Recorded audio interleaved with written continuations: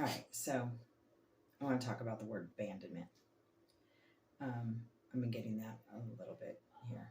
And so I want to talk about it because abandonment is a very interesting word. A lot of times my youth come in and they've done a lot of research because, TikTok does a lot of stuff.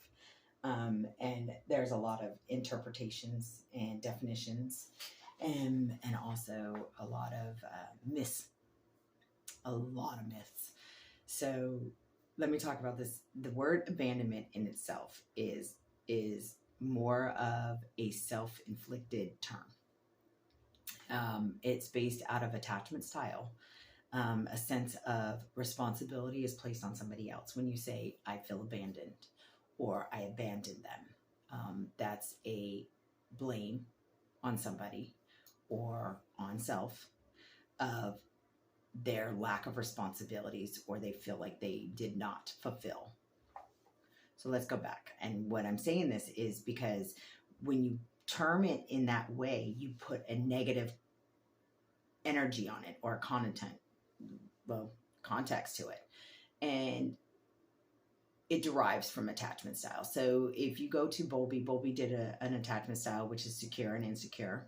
And then Ainsworth came and started assisting him. And then I think there's some others, Fredericks and Garcia, I think Carter may have done some, on the disorganized. And that was something that was the disorganized was added a little bit around the 80s. But we go back to Bowlby. Bowlby did the attachment style. Him and Ainsworth did, secure and insecure attachment style. And insecure there's two frames in there. There's two parts. There's, ambivalent and then avoidant, and I'll go in a little bit of depth. So I'll do secure last just because that one is the easiest to explain. But let me explain. When we talk about abandonment, think of what I said. Abandonment is all about we feel like we did not provide, okay? Or we take the hit, or we blame somebody else for not providing for an experience that we wanted as a relationship goes. So early relationship styles come with an attachment. And I'm grounded in attachment style. I like that, but I also think that there's a lot of cognitive, dialectics, and emotional behaviors when it comes to things. But my overall branch is family systems. So let's go back to insecure. So an insecure attachment style, let's talk about the ambivalent. Ambivalent would be, and you can watch the shows that Bowlby did a lot of research on some kids coming in. Ambivalent is all about I'm very upset or disturbed, and I can cause a lot of distress, and I'm in a lot of distress if my caregiver or what I deemed and attached to has left me, abandoned me. They did not stay with me.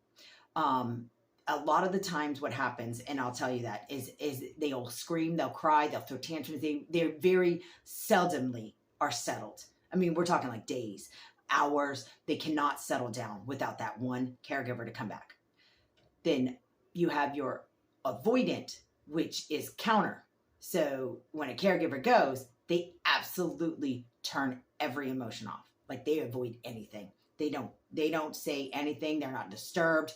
You can't even get them to come up with, I'll see you later, but I miss you. They are so avoiding of any emotional. Both of them the insecure. Ambivalent, the overreactor, cannot settle. To the avoidant, I'm not going to even show one glimmer of an emotion that I am upset. Both of them come that they have been shown at some point that the caregiver is untrustworthy. That's where it goes. They're not trustworthy. So the ambivalent one, where they're freaking out all the time, a lot of times they have to throw out so much that at some point they're throwing out tantrum, screaming, overreactive, has gotten that caregiver that has been so dismissive, that is untrustworthy, that doesn't show up when they say that they're going to do it, has gotten them to re-engage. So then they throw the fit. You can see later on in years, you're probably looking at friends right now going, oh, is that why she throws such a fit? Or, oh my God, is that why he tosses everything around? And then once you come and say, hey, what's going on? Then he settles down. That's it, right? So you can see how that early attachment style can actually dictate how your life and how your relationships go. So then you have the avoidant one, and that was still lies in mistrust. They cannot trust the caregiver that was endowed with a responsibility to take care of their basic needs. And that's where we'll go. Basic needs is so then they are avoidant. And they said, well, I'll tune everything out. And once I punish them by not showing them love, then they'll realize that they weren't showing me love. So then we have to go to your basic needs. So abandonment starts with early attachment style. And early attachment style is, how can we build trust that you're going to meet my needs? Not my wants, needs. Needs are survival. Nutrition, shelter, food, water, clothing, safety, and love. Maslow does a hierarchy of needs. Those are your core needs. And at any point in your early childhood, if you felt that any one of those, and it's a combination, it usually has to have at least 4 to 5 of those needs not met on a daily basis, there's mistrust there of their primary caregivers. And they will look at the world and they will self-mechanism. Their self-mechanism will turn to self-soothe. And their self-soothe is, how do I get that need met? Either I'll turn it off and figure it out on my own, avoidant, or I will throw such a drama, chaos, you will come back and re-engage. Except it won't be exactly what it will be. It'll be added extra. So then you have your secure. There's disorganized in there too, which was added later around 80. And the disorganized is a mix between secure and insecure. So you would either have your avoidant parent or ambivalent, because most of the times those responses on the insecure, the ambivalent, or the avoidant, it's actually a characteristic that one of the caregivers does. And it's usually the main characteristic or somebody else within the family dynamic that actually gets attention in that way. And I'm not quite sure about some of the data on the sex driven, like men are a little bit more avoidant, so they kind of are more reserved. So I don't know if it's a condition. So I'm not quite sure on that data about the guys and the girls and that avoidant thing. So I don't want to mislead us on that. But to go back to attachment style and abandonment, the sense. So let's, when we talk about secure is where 90% of the time their main caregiver has always been attuned and have met those basic needs 90% of the time. 10% of the time they have built enough skills and resilience and autonomy in this person that they're able to hold off and wait for a minute, knowing that they will get it. And if not, they know how to get to it without actually or enlisting the caregiver to help. So 90% of the time. And usually this all starts within the first 2 years of life. They are really good. Developmentally, a lot of research has shown that developmental around 6 months old, they already know who they can trust, who they can't trust without even words. They can feel they scream, they cry, they automatically get certain attentions. Now, I'm not saying that you need to jump every time a kid cries. That's not what I'm saying. What I'm saying is between the secure going, okay, well, this need is met, but it's needs, necessities. So if it's on the regular basis, like you get your nutrition, you're not going for days without food or hours without, proper nutrients, because you have water readily available or your bottles readily available with, you're eating in a decent amount of regiments, your diapers changed within the first 6 months. Those are showing that you wouldn't be in distress. You wouldn't be screaming out to get help as often if those needs were met, because you were only screaming for those needs to be met. So if you kind of have a consistent parent or a caregiver that does meet those needs, you are developing a secure and a trust in a caregiver. And even if you run into a caregiver later on in the years, 3 years old, 4 years old, that is not meeting those needs, you still have the base core function that you are going to trust a caregiver, because your first experience was a blessing one. I tell this with my teens already, and I'm going to tell you, if you're going to look at this, is Your relationship styles will tell you, your first relationship, your first true love will tell you a lot. You learn a lot about that. But it's only your first time. It's your first. But that dictates how you view the rest of them. It's the way it is. That's how we are. And so when we go back to, the secure and insecure and this word abandonment, I look at it's a subjective word.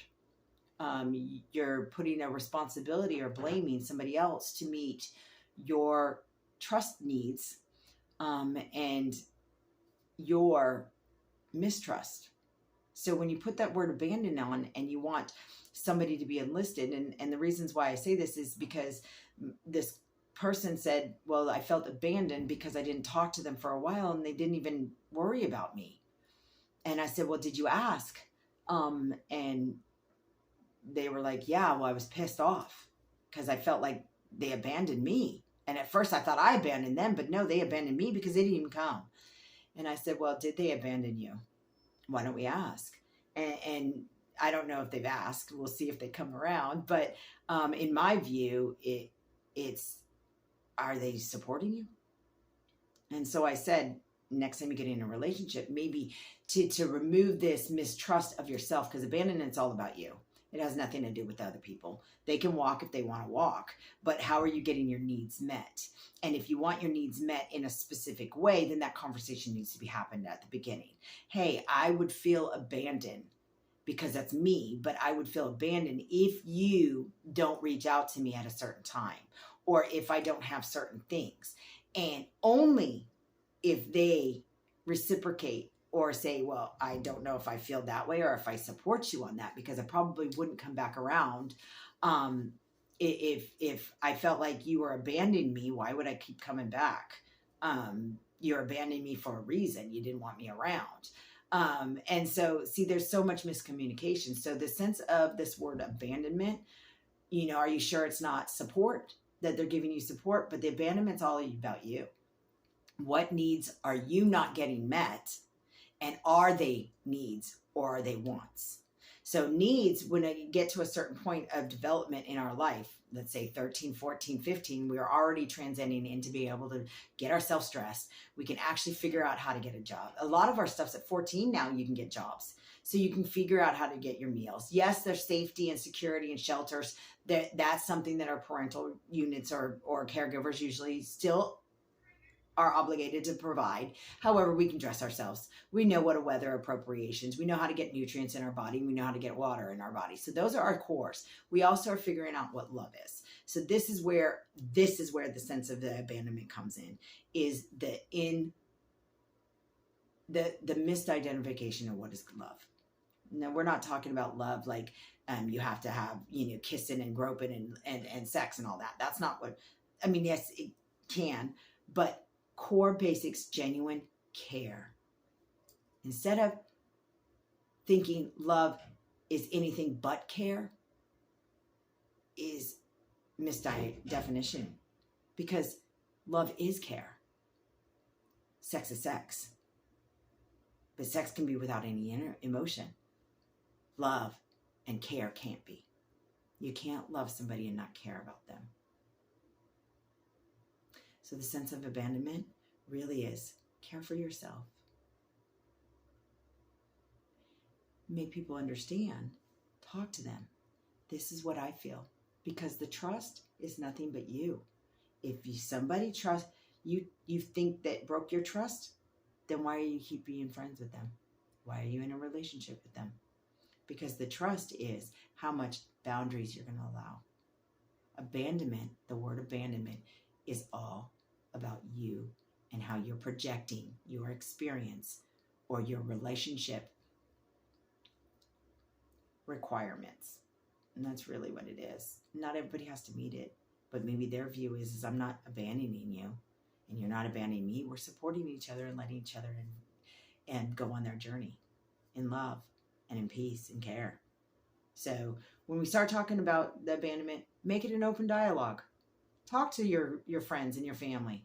You feel like this because once you get to a certain age, you do not have to Go and research Bowlby. You don't have to have these insecure. Just because they raised you that way doesn't mean you have to do it. But you are old enough and you're mature enough to be able to figure it out and hold yourself accountable.